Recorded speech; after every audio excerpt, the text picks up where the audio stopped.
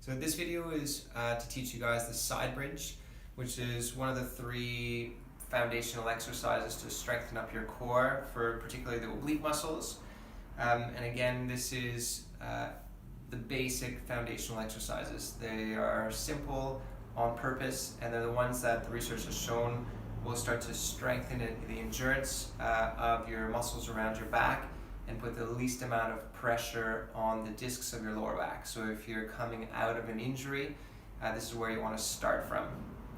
So side bridge, we're going to get onto the ground, and as you get onto the ground, what you're going to do is you're going to have your elbow under the shoulder, you're going to have your knees and hips bent, and the first place to start is this position as far as the easiest form of it.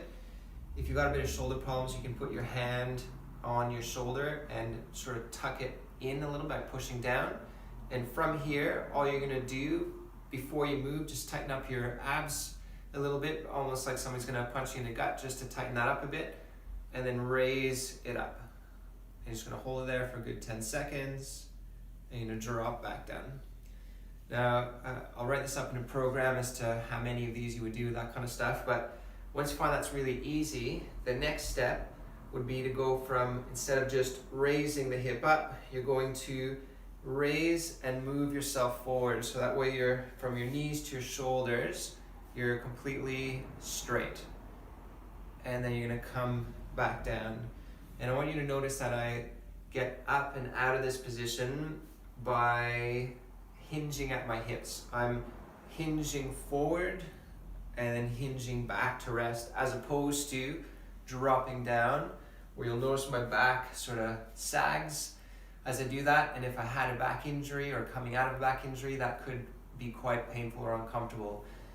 So we want to just bring ourselves back in that position. That way my back itself isn't moving. And the next stage would be to have your legs straight, one foot in front of the other like this, the top foot in front.